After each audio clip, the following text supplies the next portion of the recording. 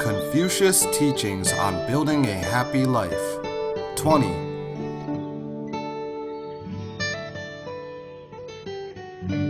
Guidelines for being a good person. A foundation for Mahayana Buddhism practice.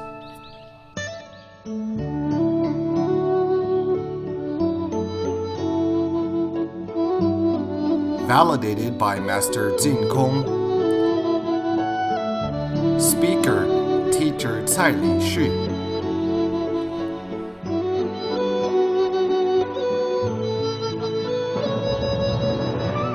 Elaborating Dizigui in detail. 20. Hello, my friends. We have just mentioned that the ancient people had a very deep affection that was revealed through interactions with their family members and friends. So in the poem entitled Seeing Meng Haoran Off from the Yellow Crane Tower to Guanglin, Li Bai wrote, "At the Yellow Crane Tower, my friend, to the west you waved. In the misty, flowery month of spring, downstream for Yangzhou you plied. A far speck of your solitary sail faded into the verdant and azure, till in my eyes there was only the Yangtze River flowing to the verge of the sky." When Li Bai sent his friend off, he waited till his friend had completely disappeared from his sight. Only then did he leave with reluctance. The deep bonds of friendship and how much they cherished the meeting were shown in the farewell. Can children today write such touching poems? Very difficult, because they don't have a respectful mind. They are more impatient and irritable. So when we taught children these etiquettes, we also helped them develop respect for others. The previous day, my sworn older brother happened to come and listen to my lecture. He rushed here from Taichung. After listening to 2 lectures, something came up and he had to leave in the afternoon. He told me that he felt very bad he couldn't attend my lecture. It goes without saying that he is indeed very supportive of me. Then I walked a distance with him to the train station, and when I saw him off, I also waited until he had disappeared from my sight. Suddenly I realized that, having known each other for 10 years, he has always been very supportive of my decisions. Even though I have failed many times, he still trusts me implicitly. He said to me, "As long as you hold on to your primary intention to contribute to society, you will surely do something that can benefit others." So he has always shown concern for me. Seeing that I have been immersed in education these few years, he is also absolutely delighted and gratified. Next phrase, when an elder is standing, I will not sit. After an elder has sat down, I will sit only when I am told to do so. When an elder is standing, as the younger ones, we must not sit. After they ask us to sit, only then should we sit down. This is the etiquette of approaching and leaving the elders. We must also learn etiquette with flexibility, not rigidly. For example, we have learned that we must give elders a bow when seeing them. Let's say you are in a densely crowded elevator and you suddenly see your uncle coming. Would you still need to greet him with a bow?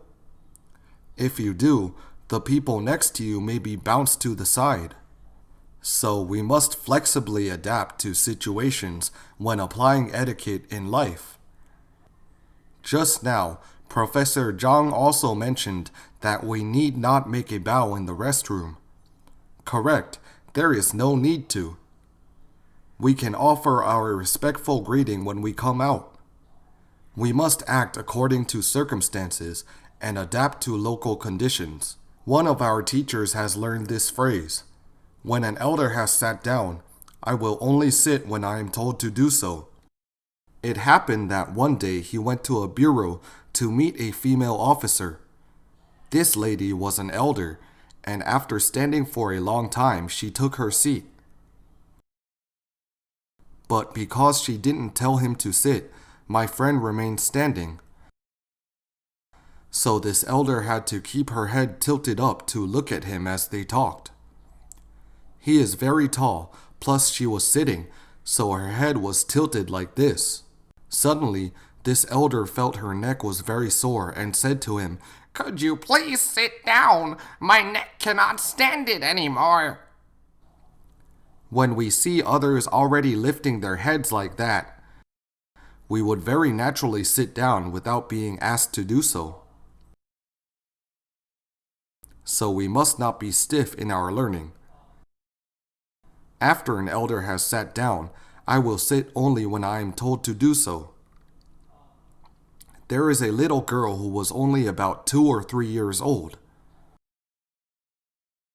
One day, she followed her parents and maternal grandmother on an outing. At the park, her father was sitting there reading his newspaper, and this little girl was sitting on a wooden bench.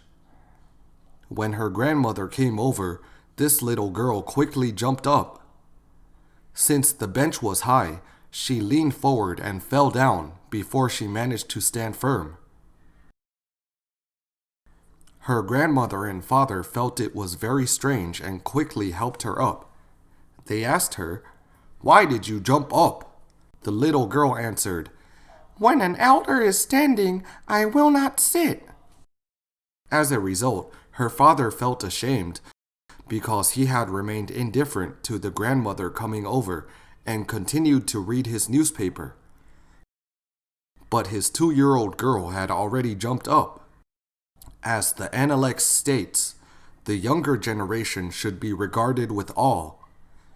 When facing children who are studying books of the ancient saints and sages, we must also seriously learn and practice Dizigui with them. Next phrase, before an elder, I will speak softly, but if my voice is too low to be heard, it is inappropriate. This is also the manner of speech. In front of an elder, we must also lower our voice. Otherwise, it will disrupt the elder's conversation. Children today cannot grasp the right time to speak or remain silent. Often when a group of children meet together, they would lose control of their voices. They shout and yell at the top of their lungs, almost raising the roof. At this time, the elders must go and stop them appropriately. Otherwise, when they have already formed this habit, it would be very difficult to rectify them again. So when we find children talking very loudly and are affecting the adults' conversation, we must quickly ask them to keep their voices down. Some elders might say, "Hey, lower your voices." The children will do so, but how long can they last? 3 minutes later, they would lose control, and the elders would have to remind them again, "Lower your voice." With no effect, the adults will finally give up and say, "Forget about it, just ignore them." Is this correct? Education must endure with great patience. The Chinese put strong emphasis on the way of moderation, and this way is actually manifested in a person's daily life. For example, do you need to apply moderation when wearing clothes? If you wear too much, you will feel very hot, and if you wear too little, you will catch a cold. How about eating? Eating too much will give you a stomach ache, while eating too little will lead to hunger. Do you need moderation in talking? Yes, we also need to. We must speak softly in front of an elder. But if our speech is unclear to the elders, that is very impolite. So if your voice is too low to be heard, it is inappropriate. When talking to elders, we must let them hear clearly what we said. And we must also pay attention to making eye contact with them. This is called, when answering questions, I must look at the person without averting my eyes. When we talk to children today, how long can they look you in the eye?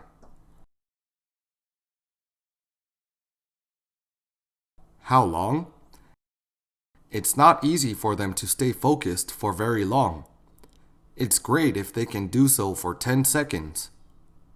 When children's eyes are not paying attention to people as they talk, it shows that they have no respect in their mind and are very impetuous. Why are children so restless nowadays? Because they are too lacking in the education of etiquette. As a result, they will act in a willful and arbitrary manner over time. We elders need to teach and guide them patiently on these small details so that they will gradually follow the social decorum and will always be considerate of others. The next phrase is, when meeting an elder, I must walk briskly towards him. When leaving, I must slowly exit. When meeting an elder, we must quickly walk towards him so that he won't have to wait for too long. After finishing talking with the elder and we want to make an exit, we can step back slowly before leaving. You must not say farewell and leave hastily right after the elder has finished speaking to you. Acting in such a manner is like telling the elder that you can't wait to leave immediately and don't want to stay for even another second. We should always be mindful of others' feelings, so we must be slow when making an exit. The last phrase of this chapter is, I will serve others' parents as if I am serving my own parents. I will treat all peers as if they are my own siblings. In ancient times, others' parents and peers referred to those of the same generation as our parents and siblings. Starting with our own uncles and cousins respectively. In Chinese culture, there are specific titles for uncles and aunts older or younger than one's parents, as well as male and female cousins on both sides of their parents' family. English does not make such distinctions. Let's recall, our uncles and aunts have been taking care of us as we've grown up. We don't know how many times they have carried us in their arms and silently wished us healthy growing. They have shown great concern for us too. So even if we have received a meager kindness from others, we must repay it with enormous gratitude. Only by having such an attitude can we be regarded as kind and broad-minded, and our life will then be filled with bountiful happiness. During these lectures, I have seen many elders and friends whom I met over the past few years. I have not seen many of them for 1 or 2 years. They were delighted and extended their best wishes when they saw me making a little progress during this period of time.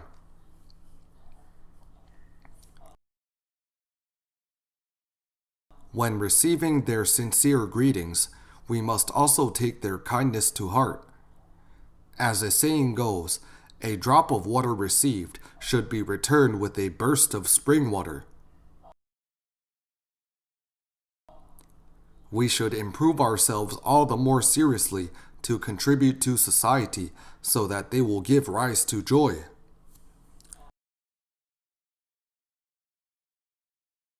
Likewise, our uncles and cousins have been with us as we have grown up and have given us tremendous support and care. We must always keep their kind affection in mind. When they are in need, we must also go to any length to help them.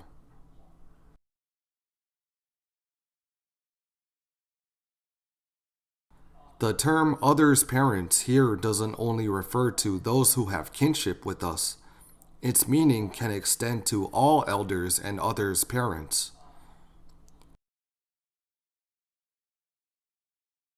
When we serve all elders and others' parents, we must have a respectful mind.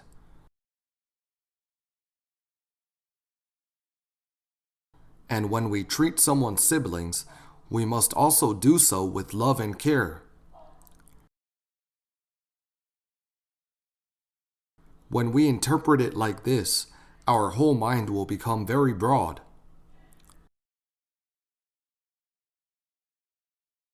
Being broad-minded, our blessings will be great too. Miss Teresa Xuzhe of Singapore is a treasure of the country. Once she was interviewed by reporters. Because she has been committing herself to caring for the sick and poor for decades of her life,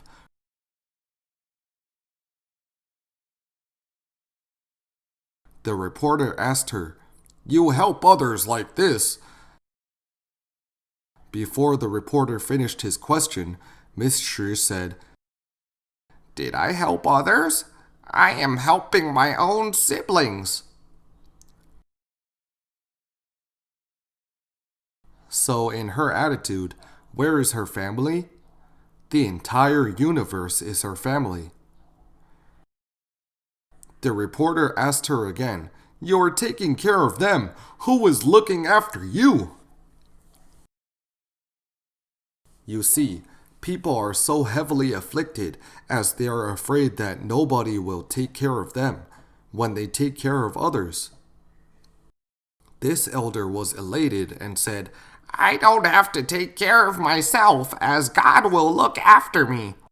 You see, she has such an open-minded attitude towards life, and this attitude corresponds exactly with the saints and sages' classics. Lao Tzu said, "The way of heaven is impartial. It often favors kind-hearted people who accord with the law of nature." So a kind and loving person will be blessed with boundless fortune. So Miss Teresa Xuzhe said that her refrigerator would surprisingly have surplus food, and she has no idea who sent them. My friends, why is the giver unknown? When one doesn't wish for any returns, the people repaying her kindness won't wish to be known either. If today we give others gifts with an intention and specifically tell them, "Hey, this gift is from me," the other party accepting it would feel burdened, as if they owed you a favor. This will give rise to pressure when we interact with people. And Miss Teresa Xuzhe expects nothing in return for her contributions. Besides, she feels that she has all the responsibility to do that. So those receiving her kindness would feel deeply touched within. When there is an opportunity to help her do something, everyone would be very proactive. So they bought some food and placed it in her fridge. When teacher Yang was teaching children classics and calligraphy, after every lesson, once the students had left, she always discovered some fruits and vegetables in her kitchen.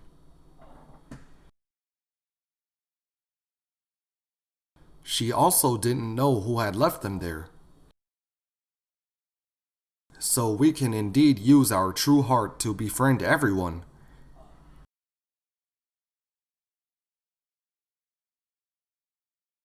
When you treat everyone under heaven as your own siblings, they will treat you likewise.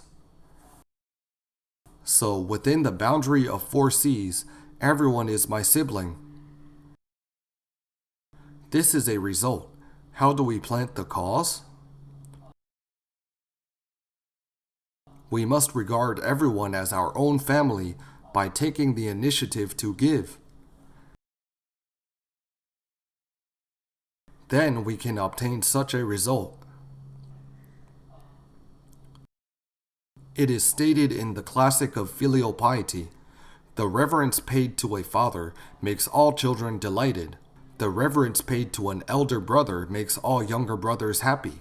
The reverence paid to a ruler makes all ministers pleased. The reverence paid to one person makes thousands and myriads of people joyful. In fact, interpersonal relationships are not complicated. So long as you have a true heart, you will definitely earn very good popularity. When we treat someone's father very respectfully, his children would be delighted. I'm sure you will also interact very well with their family members. When you respect his older brother, all his younger brothers and sisters would be elated too. When you respect his superior or company, all his colleagues would have deep respect for you as well. So when we constantly uphold a respectful mind, we would naturally win everyone's friendship. As aforementioned, other than respecting someone's parents and older siblings, we must also further extend our care to the people connected to them. We must do our duty to care for others' parents and peers. For example, we should also take good care of our brothers and uncles' children. In the Ming Dynasty, there was a lady called Zhang Jiayin. Her parents passed away very early, so she was an orphan since childhood. She had 3 older brothers who later died very early. She took care of her nephews with her sisters-in-law.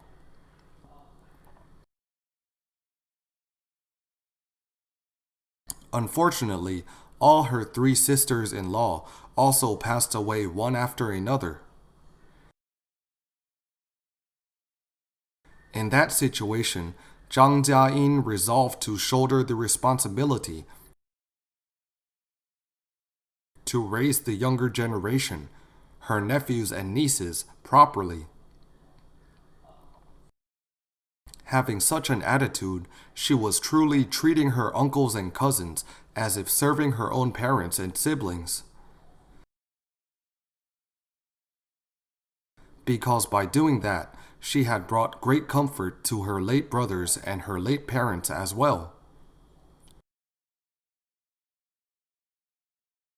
So when we love the house, we must also love the crows on its roof. She never married all her life. Did she suffer any losses?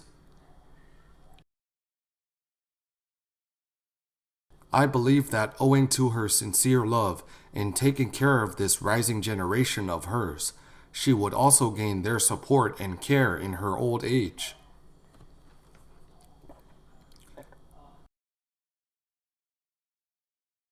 During my teaching career, I have also encountered students whose parents had already passed away and were brought up by their aunt. Before this aunt accepted a marriage proposal, she would tell the other party that she must bring her 2 nephews along to her married family. When I was talking to this aunt, I was completely struck with awe. Indeed, halfway through talking with her, sometimes I almost could not hold back my tears, as I could really feel her loyal and righteous intentions. When every elder can constantly take good care of their own younger generations, I believe that an incomplete family would also have a very good development. This is about loving and caring for one's immediate and extended families. We must respect the elders and love the younger ones. We have just mentioned Miss Teresa Shuzhe, who regards everyone under heaven as her own family. During the Jin dynasty, there was a scholar named Zhu Ti. At that time, the Jin dynasty was not very stable. During the uprising of the 5 barbarians in northern China, he had to take hundreds of families, including his relatives and the neighbors of his village, to move to Huaisi together. As he was very chivalrous since young and was very good at taking care of people, he let the elders ride on the horses and carriages throughout the journey, while he himself traveled on foot. He also took out all his family's belongings and medicines for everyone to use. That was how he took care of everyone throughout the journey. At that time, Emperor Yuan of Jin also had profound respect and admiration for his virtues. So the emperor bestowed upon him an official position, and he performed his job very well. And he always bore in mind that he must help the country reclaim its lost territories. He had such a lofty aspiration. As predicted, he successfully recovered many of the Jin dynasty's lost lands during his life.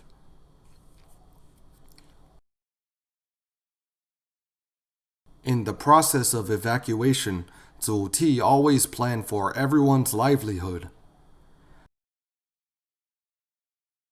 He assisted them in farming so that they would have a good harvest.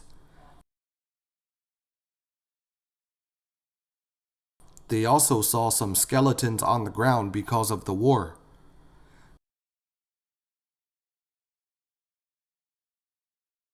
Zhu Ti requested everyone to bury the bones well and also conducted some ceremonies for the deceased. His behaviors had deeply moved those people who were following him. Once, when everyone was having a meal together, many of the elders said during their chat, "We are already so old and can still encounter someone like Zhu Ti, who is just like our own parents reincarnated. We will have no more regrets when we die."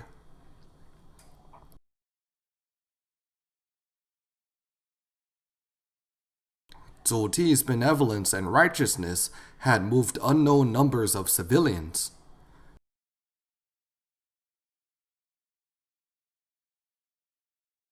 When he passed away, everyone was grieving as if they had lost their own parents.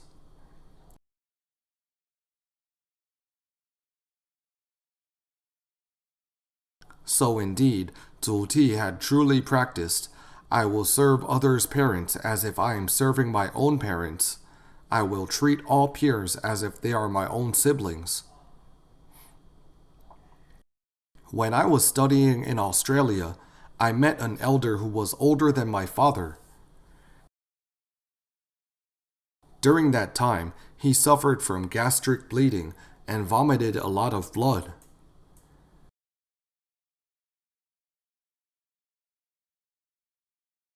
When I walked towards the college, I happened to bump into him and saw his face was all pale.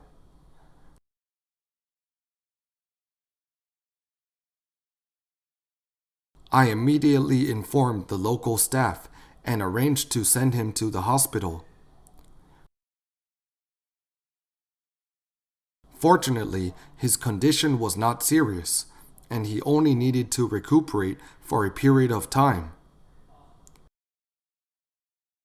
As we went there to attend lectures, the schedule was rather tight. This elder somehow needed someone to look after him. So I volunteered to assume the responsibility. I said, "Let me take care of him. I want to experience the feeling of attending to parents."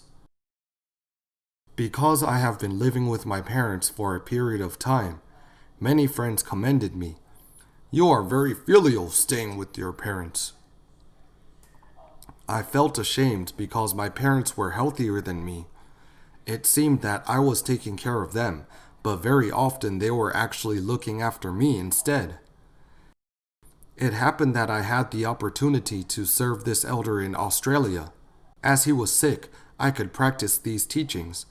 When my parents are ill, I will taste the medicine first before serving it to them, as well as I will greet my parents in the morning and make sure they rest comfortably at night, so I could attend to his needs round the clock.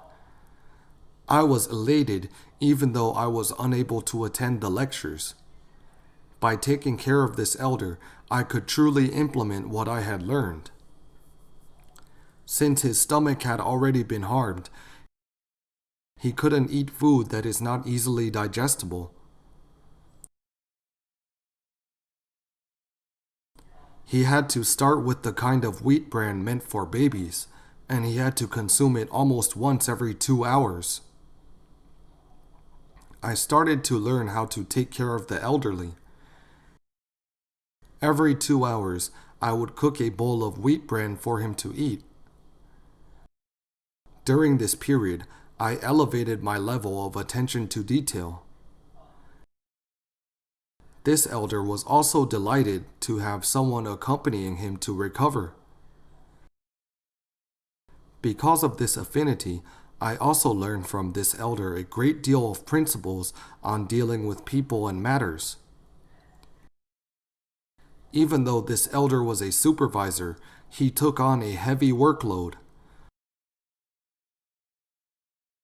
Sometimes he had to go down to a deep sewer to do some laborious work.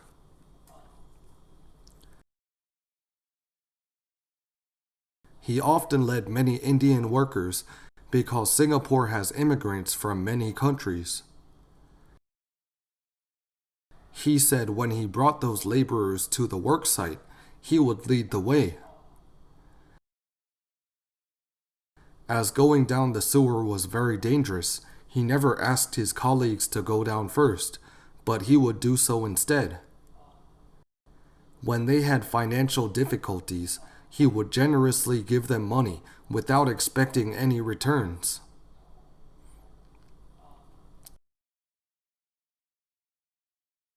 So during this process, I also got close to a person with moral integrity.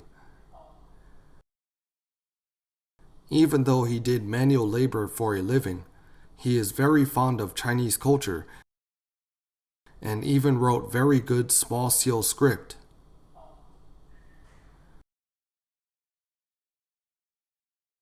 So indeed, we must respect everyone because you may not know that many talented people are hidden all around you. If you could always maintain a respectful mind, you would indeed encounter benefactors wherever you go. Then you could experience the truth of this teaching. If I can be close to benevolent ones, I will benefit immensely. My virtues will grow daily, and my wrongs will lessen day by day. Because we cared for each other while living together, when I had to leave Australia first, this Uncle Chen and a few of our dorm mates gathered together on my final night. As they sent me off, I also deeply experienced that kind of reluctant parting between men. So I think true affection not only exists between men and women, but is also present between men. Most importantly, we must treat others with a sincere heart. So I will serve others' parents as if I am serving my own parents. I will treat all peers as if they are my own siblings. We will now enter the third chapter, being cautious.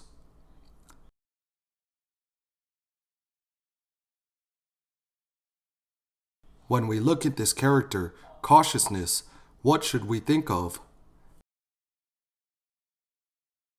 We must be very prudent in our speech and deeds.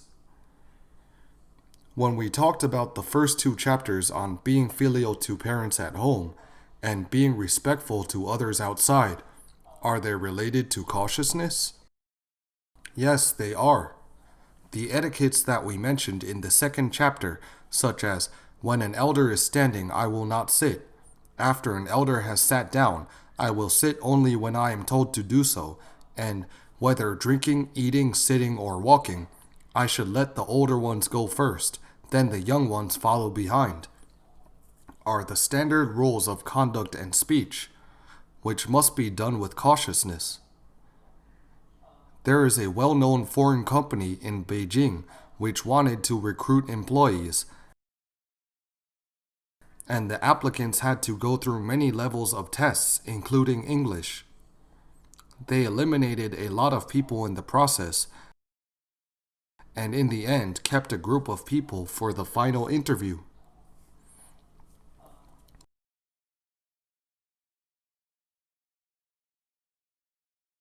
The company's supervisor came in and sat with them for a while. Then he said he had to go out for 10 minutes to settle something and asked them to wait for a while. After the supervisor went out, all the candidates in the room stood up after sitting for 1 to 2 minutes. When they saw some documents in the office, they opened the files. After one person read it, he passed it on to the next person, and that person also flipped through the documents. After 10 minutes, the supervisor entered the room and said, "None of you passed the interview." Because the company had a closed-circuit camera installed, and everyone was seen moving the company's property. They never learned that, even though a matter might be trivial, I must not do it, for I will undermine the duty of being a good person if I do. Neither had they learned that they should enter an empty room as if someone is there. Even if the hosts or others are not around, there can be no slight reduction in whatever rules we should observe. When the supervisor announced that they were all disqualified, these people were resentful and felt it was unfair. These fresh graduates said, "In our whole life, no one ever told us not to flip through other people's files." These attitudes of life are all important, so we must exercise cautiousness.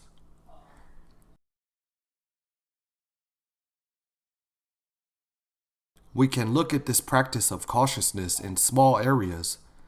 Once we are careless, we may cause hindrance to others. For example, if you sit improperly and stretch out your legs, very likely you will cause others to stumble. If it is a big aspect, your recklessness may also bring disasters, injuries, or death to others. A while ago, a U.S. helicopter crashed.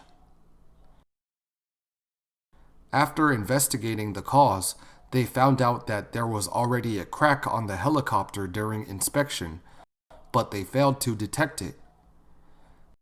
As a result, both the helicopter and lives were destroyed. So even when we are doing what we should do, we must always be careful. Otherwise, we may cause the loss of others' lives and properties due to our negligence.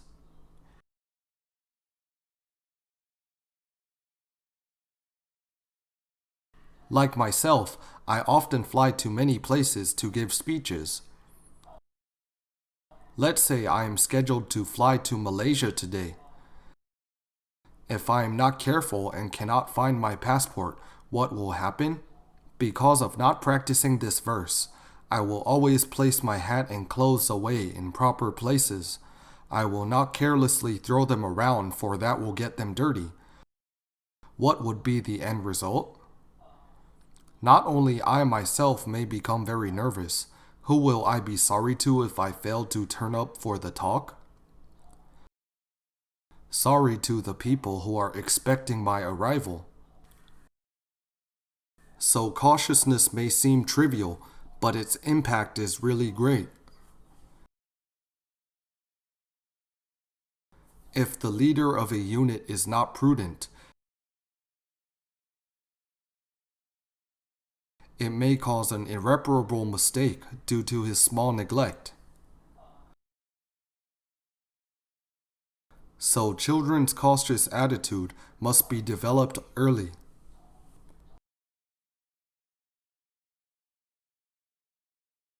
In China, there was a case last year called the myriad incident that made everyone reflect. Ma was a college student who had not graduated yet. He participated in a lot of physics and chemistry contests at the national level and had won rankings too. Was he talented? Yes, he was excellent. In the end, due to some conflicts with classmates, he killed 4 people and was wanted nationwide.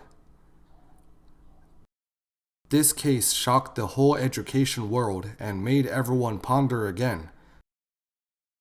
We must pay attention to the moral education of young people.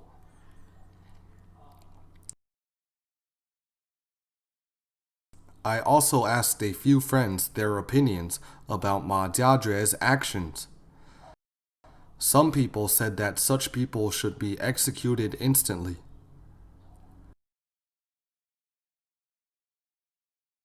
Those who were engaged in education had a different perspective. They felt that Ma Jiazhue was very pitiful.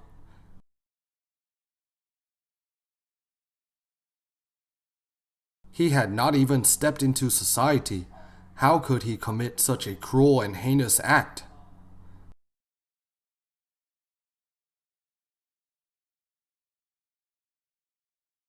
So in this incident, both the family and school must introspect. How could an undergraduate with such excellent grades not have learned how to conduct himself?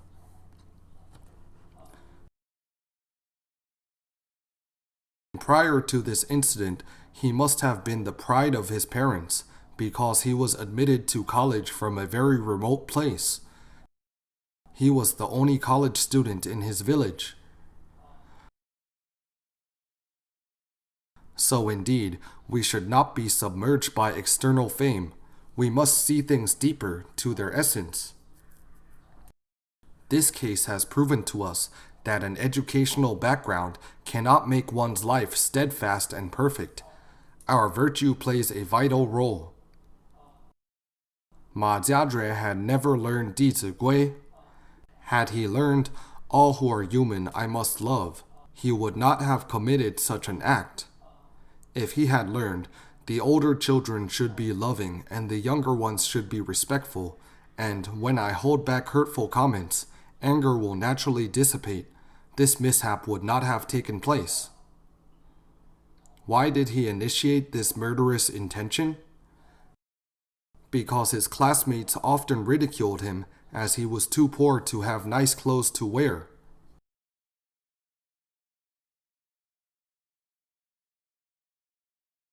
He also told the warden that the prison uniform was the best clothes he had ever worn.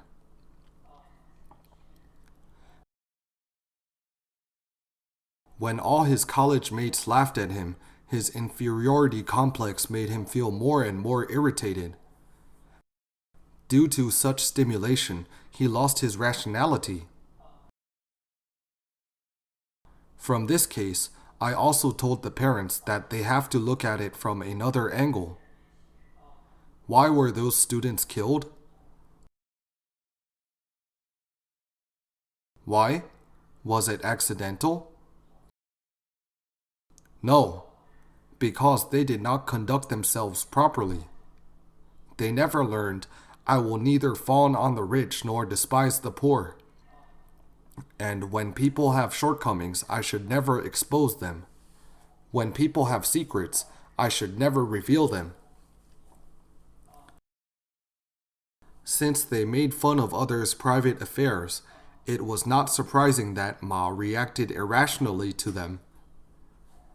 It is also said that publicizing others' wrongs is in itself evil. They will resent more and be driven to act even worse. So when being cornered, a dog will leap over the wall. We must also retrospect from this incident. When we teach children, we must never let them harm others, like in the case of Ma Jiazue. Similarly, the children that we have taught will not trigger others to attack them. When children's words are teasing and belittling to others, we must be wary, as we have put them in future danger. From this incident, we also understand that we really need to be watchful with our speech and behavior. Let's recite the phrase together. I will rise early in the morning and go to sleep late at night. Old age arrives readily. I must cherish the present moment. This sentence implies that we must get up early in the morning and sleep less at night. Many parents said that children would be unhealthy if they sleep so little. It is true that sleeping is sometimes more important than eating, because we are in total rest during sleep and many body functions are recovering. So children on average need to sleep longer. But if a person is very aspirational in spirit and his life is very fulfilling, his sleep time will naturally and gradually decrease.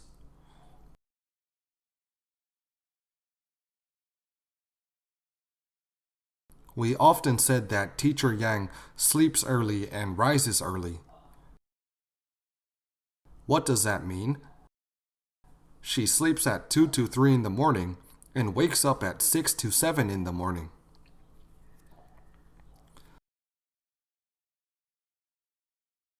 I wonder if you have met Teacher Yang before.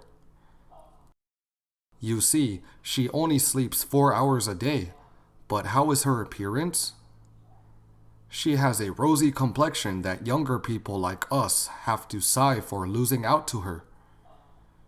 There is a very good Chinese physician in China who took her pulse and said, "You still have a glowing complexion despite getting so little sleep, because you have been absorbing the energy of nature." What is the energy of nature? Awe-inspiring righteousness. When we constantly harbor the same intentions as the ancient saints and sages, our physical and mental condition will surely improve. But my friends, haste makes waste. You must not say, "I want to emulate Teacher Yang. Starting today, I will sleep for only 4 hours each night." 1 week later, if you were to lose substantial weight, I would not be responsible. We can make our life more fulfilling by reading more classics. When you are filled with altruistic joy, your desire for sleep can gradually be reduced. Actually, getting up early in the morning and sleeping late at night were practiced by the ancient people because they were very filial. So they rose early to take care of the family affairs. In Zhu Lu's maxims for managing the family, it is mentioned that at dawn, get up immediately, Sweep the hall and porch so that inside and outside the house are tidy and clean. At dusk, personally close and lock the doors, then go to sleep. At night, they would check whether the doors and windows in the house were properly closed. Then they would invite their parents to go to bed before they went to rest. We also often heard the ancient poems. Before midnight and after cockcrow is the best time for children to study hard. When one has a lofty aspiration in life, he would treasure time and would not want to waste it. The Chinese really cherish time. As the proverb goes, it is hard to buy an inch of time with an inch of gold. It is true that even when you have untold wealth, you can never buy back the time you have already lost.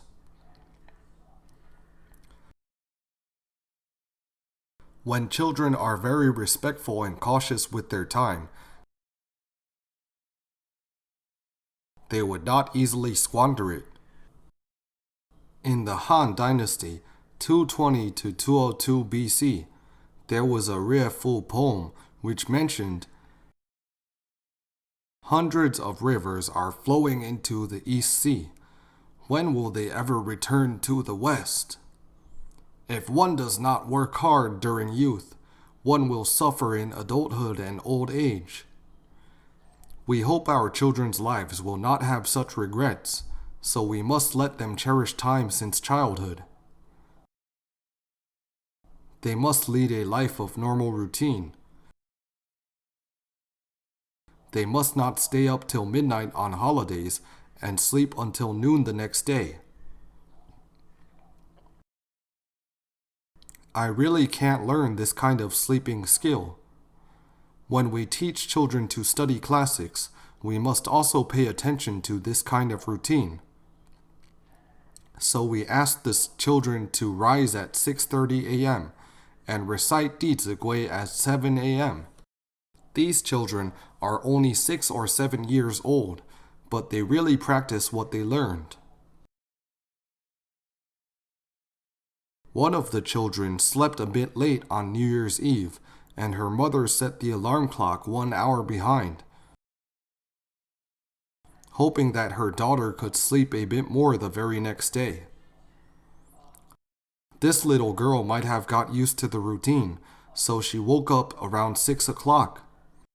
When she saw it was only 5 o'clock, she continued sleeping. The more she slept, the more uncomfortable she felt. She was wondering why time passed so slowly. When she looked at the time again, it was already 7 o'clock. As soon as she walked out of her room, she saw it was actually 8 o'clock. The little girl cried aloud and said, "Gosh, it's already 8 o'clock! I have not recited Dizigui yet." Why was she in tears? You see, she is responsible for her learning and is respectful to the teachers. She doesn't want to go against the teacher's instructions. So as parents, we must coordinate well with the teachers and not mess up their plans. It is all right for children to sleep less by half an hour, but whether she loses respect for the teachers or not is what really matters. We will stop here for today. Thank you for listening. For MP3 and full transcripts, please visit mahayanapureland.org. No copyright. Welcome to Circulate.